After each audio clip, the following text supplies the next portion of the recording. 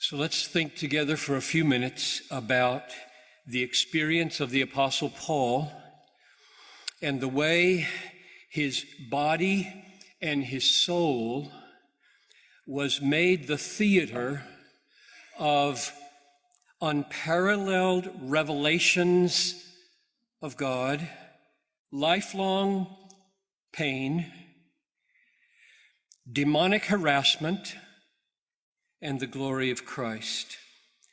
And then apply that to the next 60 years of your life, or whatever you have left.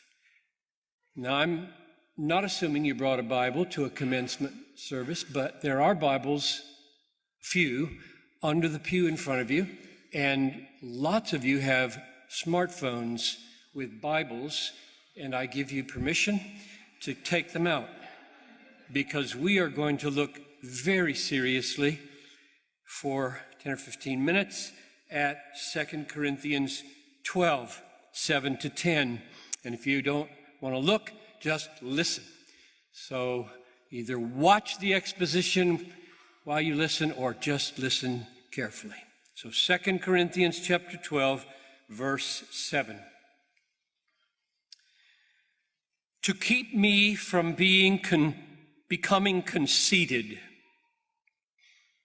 because of the surpassing greatness of the revelations. Pause. So the situation is that God has granted Paul extraordinary revelations of himself from heaven. Verse 3 and 4, this man, he's talking about himself, was caught up into paradise. Verse 4, he heard things that cannot be told, which man may not utter. So the situation is that the Apostle Paul had been caught up into paradise, whether in the body or out of the body, he didn't even know. And God had revealed things to him so glorious and so wonderful, he can't even talk about them. That's a spectacular privilege. That's an unspeakable, literally unspeakable joy. And God gave Paul this privilege and this joy, knowing it was putting him at risk of being conceited.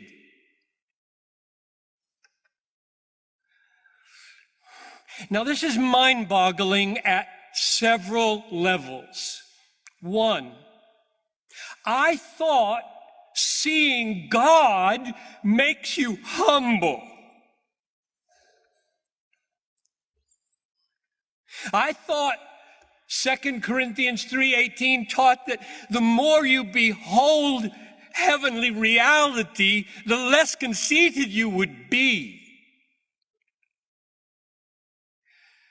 2, I thought God cares for us and does not lead us into temptation.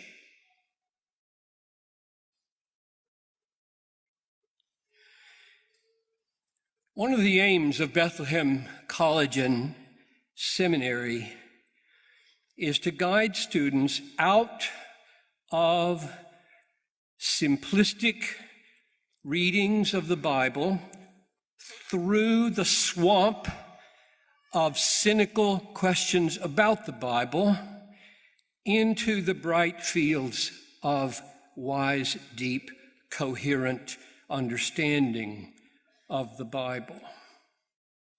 So, what does God do? Middle of verse 7.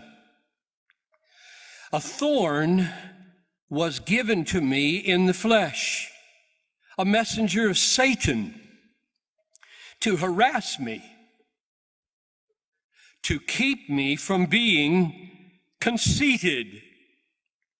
So God has two ways, at least, to keep Paul from being conceited for unparalleled revelations. 1, don't give him any. 2, give him plenty plus pain.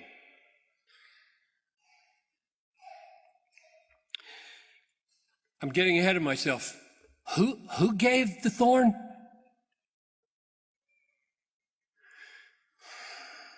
We know the answer to that question. Wish it were a class. How do we know the answer to that question?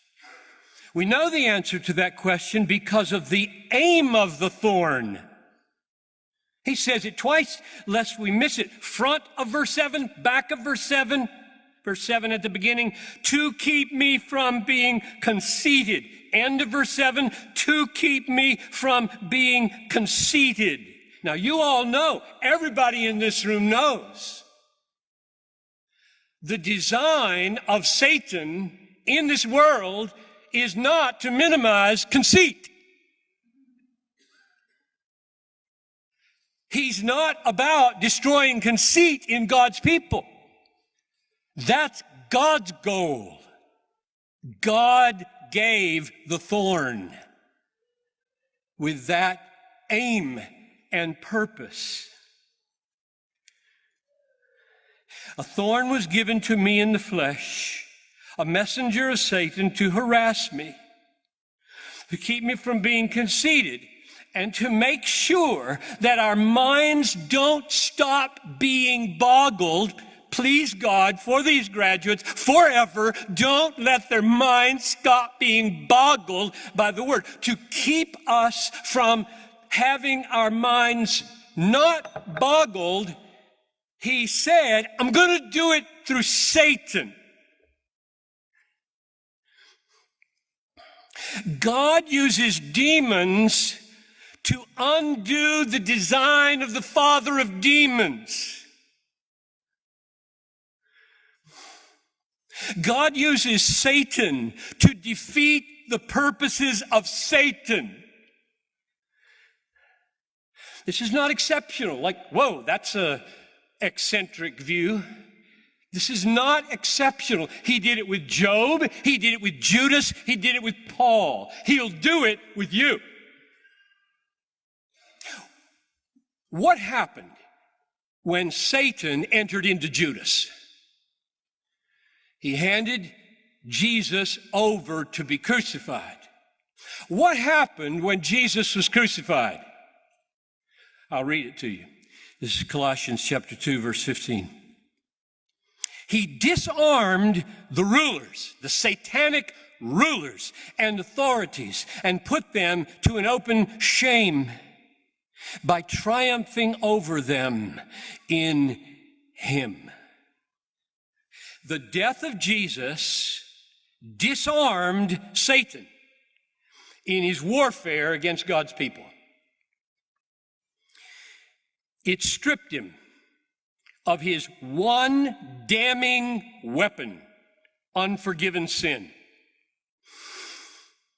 Who shall bring any charge against God's elect? It is God who justifies. Who is to condemn? It is Christ Jesus who died.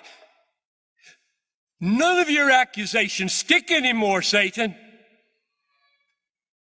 You have been stripped of the one weapon with which you could damn us.